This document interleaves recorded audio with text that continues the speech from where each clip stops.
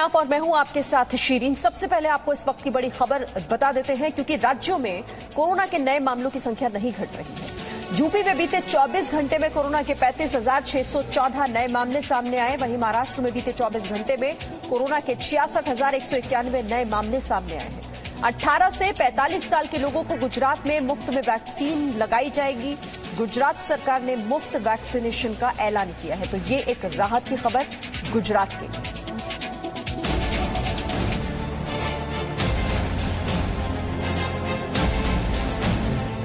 Corona के आंकड़ों ने महाराष्ट्र को फिर से डराना शुरू कर दिया है। यूं तो कोरोना की दूसरी लहर में महाराष्ट्र सबसे आगे है, लेकिन ब्रेक द चेन अभियान और फिर उसमें सख्ती के बाद भी कोरोना की चेन पर ब्रेक नहीं लग पाई।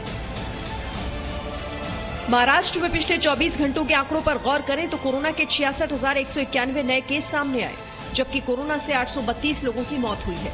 हालांकि 61,450 मरीज ठीक भी हुए हैं। मुंबई में लगातार कोरोना का संकट विकराल होता जा रहा है। अस्पताल की हालत बद से बदतर हो चुकी है। मुंबई में पिछले 24 घंटों के दौरान कोरोना के 5,498 नए केस सामने आए, जबकि 24 घंटों के दौरान कोरोना से 64 लोगों ने दम तोड़ा।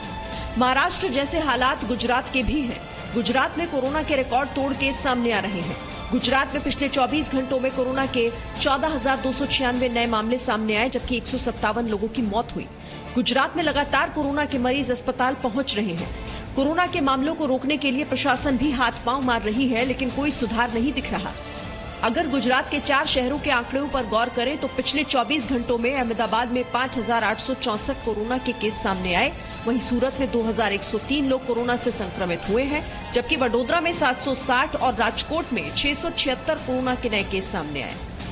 कोरोना संकट के बीच गुजरात सरकार ने 18 से 45 साल के लोगों के लिए फ्री वैक्सीन देने का ऐलान किया है, जबकि यूपी से राहत भरी खबर आई है।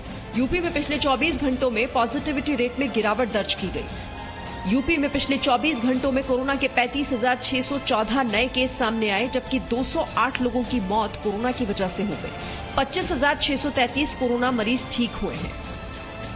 कल से करीब 2,500 केस कम आए हैं प्रदेश में। वहीं टेस्ट की संख्या बढ़ी है, तो पॉजिटिविटी रेट में थोड़ी गिरावट आई है। इसी प्रकार जो लोग स्वस्थ हुए हैं कल की तुलना में, उनकी संख्या भी आज ज्यादा है। 25,633 लोग आज संक्रमण विहीन हुए हैं, संक्रमण मुक्त हुए हैं। लेकिन लखनऊ के आंकड़े डराते हैं। लखनऊ में पिछले 24 घंटों में सबसे ज्यादा 5,187 केस सामने आए, जबकि 24 घंटे में लखनऊ में 14 लोगों की मौतें हुई। कानपुर में 2,153 लोग कोरोना से संक्रमित हुए और 19 लोगों की मौत हुई, जबकि वाराणसी में 2,057 नए केस सामने आए और 15 लोगों की मौत हुई। प्रयागराज में 1,395 लोग कोरोना से संक्रमित हुए और 10 लोगों की मौत हुई। बिहार भी कोरोना की मार झेल रहा है। बिहार में भी ऑक्सीजन और दवाइयों की किल्लत से लोगों की जानें जा रही हैं और प्रशासन मूक दर्शक बना हुआ है। अगर पिछले 24 घंटों का आंकड़ा देखें तो बिहार में 12,795 लोग कोरोना से संक्रमित हुए और 24 घंटों में 68 लोगों की जान गई है।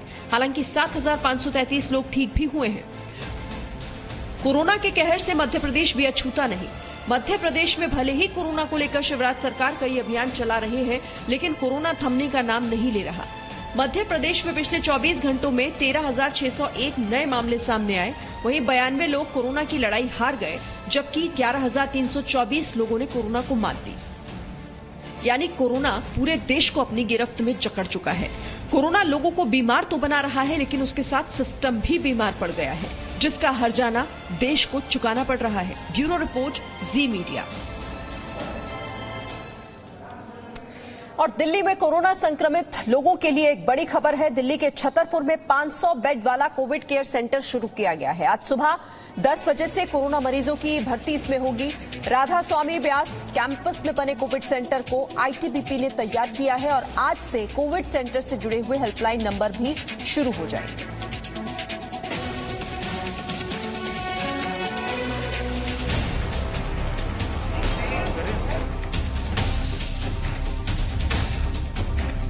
ये दिल्ली के छतरपुर इलाके में तैयार 500 बेड वाला कोविड केयर सेंटर है। कैंपस राधा स्वामी व्यास का है, लेकिन कोविड केयर सेंटर को आईटीबीपी ने तैयार किया है। यहाँ पर मरीजों की भर्ती सुबह 10 बजे से शुरू हो जाएगी। इसके साथ ही यहाँ जारी हेल्पलाइन नंबर भी काम करने लगेंगे। इस सेंटर में मरीजों की भर्ती के लिए कोविड प्रोटोकॉल का पालन करना होगा। भर्ती होने वाले मरीजों की निगरानी जिला अधिकारी करेंगे, यानी कि अस्पताल में वॉक इन भर्ती का कोई प्रावधान नहीं है। इस अस्पताल में सभी चिकित्सा उपचार, दवा, भोजन और अन्य सुविधाएं भी निःशुल्क प्रदान की जाएंगी। आईटीबीपी की ओर से चिकित्सा स्टाफ के अलावा स्ट्रेस मैनेजमेंट की सेवाएं भी उपलब्ध होंगी। खास बात यह है कि जिन मरीजों का ऑक्सीजन लेवल 88 या उसके ऊपर होगा, यहाँ उन्हें ही एडमिशन मिलेगा। देश में कोरोना के इलाज से संबंधित चीजों के कंसाइनमेंट को प्राथमिकता पर मंजूरी दी जा रही है। वित्त मंत्री निर्मला सीतारमण ने ट्विटर पर सरकार की एजेंसियों को तेज काम के लिए बधाई दी। निर्मला सीतारमण ने ट्विटर पर एक तस्वीर साझा की और लिखा, कोविड-19 सामग्री की निकासी की सुविधा के लिए 24 घंटे और 7 दिन काम हो रहा है। ऑक्सीजन कंसंट्रेटर्स की 7 खेप और पल्स ऑक्सीमीटर की 5 खेपों को प्राथमिकता पर मंजूरी दी गई। इससे दिल्ली के मुख्यमंत्री अरविंद केजरीवाल ने देश के बड़े उद्योगपतियों को चिट्ठी लिखी और ऑक्सीजन आपूर्ति की मदद की गुहार लगाई। केजरीवाल ने शनिवार को दूसरे राज्यों से भी ऑक्सीजन सप्लाई में मदद मांगी थी। केजरीवाल ने कहा था कि दिल्ली में मेडिकल ऑक्सीजन कम पड़ रही है। दरअसल दिल्ली के हालात भी कुछ ऐसे हैं। रविवार को केजरीवाल ने दिल्ली में 3 मई तक लॉकडाउन को बढ़ा दिया। दिल्ली सरकार के इस कदम के पीछे कोरोना के हालात में सुधार नहीं होने का हवाला दिया गया है। अभी भी कोरोना का कहर जारी है और कोरोना कम नहीं हो रहा, तो इसीलिए उसके मद्देनज़र कई लोगों के भी, जनता के बीच में भी जब हम लोगों ने बात करने की कोशिश की, सबका मत यही है कि लॉकडाउन को भी और बढ़ाना चाहिए। तो लॉकडाउन को दिल्ली के अंदर 1 हफ्ते के लिए और बढ़ाया जा रहा है। रविवार को एक बार फिर दिल्ली में कोरोना संक्रमण के डराने वाले आंकड़े देखने को मिले।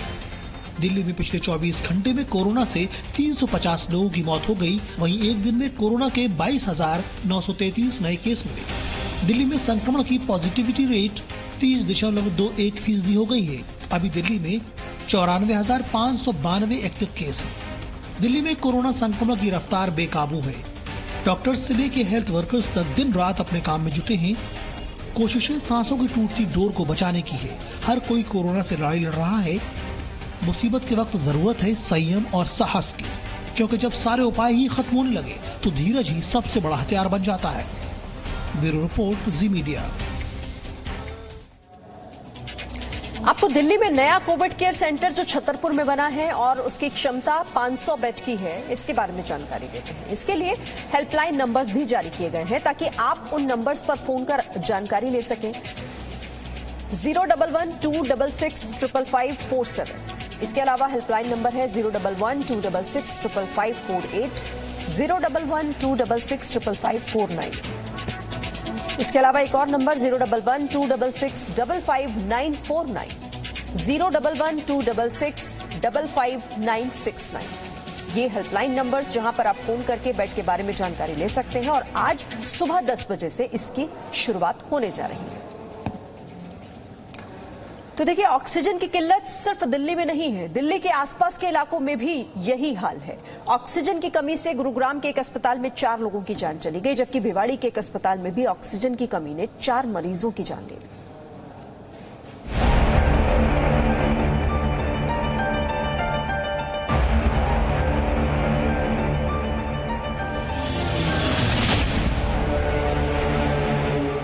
देश में कोरोना लगातार अपने पैर पसार रहा है। ऑक्सीजन की किल्लत से लोगों की जानें जा रही हैं।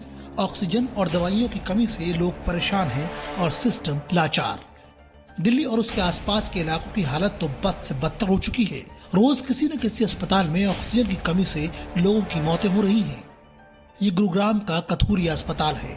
अस्पताल के बाहर मरीजों के परिवार वाले दूसरे अस्पताल में बेड तलाशने के लिए फोन पर जुटे हैं, तो कोई दूसरा विकल्प तलाश रहा है। अस्पताल के गैर जिम्मेदाराना रवैये से मरीज के परिवार वाले नाराज हैं। 2 दिन से प्रॉब्लम आ रही है, अचानक ऑक्सीजन की शॉर्टेज आती है, हम सब भागते हैं फिर ऑक्सीजन ले इधर उधर। ये कह देते हैं कि अपना ऑक्सीजन लाओ अगर पेशेंट को सर्वाइव करना है, और ऑक्सीजन के अलावा कोई ऑप्शन नहीं है यहाँ पे। क्या करना चाहिए आम आदमी? जैसे मान लो अब तो हम लोग हैं, हमारे परिवार में 2-3 लोग हैं, तो हम लोग बाहर रहते। जो आदमी अकेला यहाँ रहता है, जिसकी फैमिली में कोई बंदा नहीं है, वो बंदा यहाँ देख के अपने घर को बोल देगा ऑक्सीजन लेने जाए, क्या करे बताओ। कतूरिया अस्पताल में ऑक्सीजन की कमी से 4 मरीजों की मौत हो गई। इसके बाद अस्पताल में हंगामा मच गया। अस्पताल के बाहर मरीजों के परिवार वाले पहुंच गए। जी मीडिया संवाददाता नीरज गौड़ भी लोगों की मौत की पड़ताल के लिए अस्पताल पहुंचे तो पता चला कि अस्पताल में कोरोना के 29 मरीज हैं और सभी मरीजों को ऑक्सीजन की सख्त जरूरत है। दोपहर के वक्त करीबन 1:30 बजे के आसपास अचानक से जो ऑक्सीजन है उसकी कमी होती है और इस अस्पताल में 29 मरीज कोविड के एडमिट हैं, लेकिन उसी दौरान जो 4 मरीज है उनकी मौत हो जाती है क्योंकि उनको ऑक्सीजन सही समय पर नहीं मिल पाता है। और ये भी जानकारी मिली है कि जो 29 मरीज इस अस्पताल में भर्ती हैं वो सब जो है ऑक्सीजन पर हैं। जी मीडिया संवाददाता ने मरीजों की मौत को लेकर अस्पताल के डायरेक्टर से बात की तो डायरेक्टर ए.के. कथूरिया ने ऑक्सीजन की किल्लत का ठीकरा प्रशासन पर फोड़ दिया।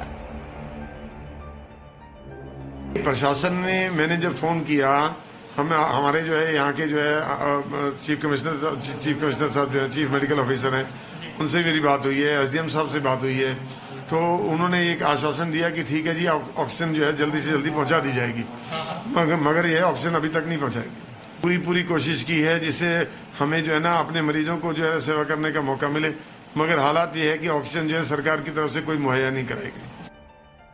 अस्पताल प्रशासन की दलील है कि ऑक्सीजन मिलने में दिक्कत हो रही है। अस्पताल का स्टाफ खुद लाइन में लगकर ऑक्सीजन सिलेंडर भरवा रही है। रिफिलिंग सेंटर पर ऑक्सीजन मिलने में 4-5 घंटे लग रहे हैं। ऐसे में अस्पताल क्या कर सकता है? ऑक्सीजन का शॉर्टेज बहुत चल रहा है।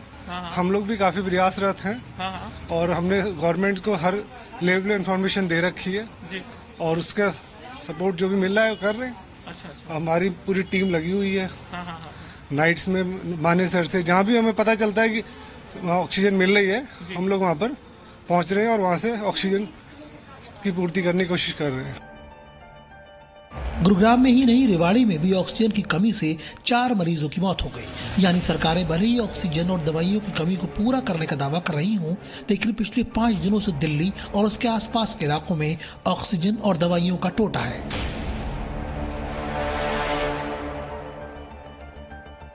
Presenting B News app, available on Google Play and App Store. Download it now.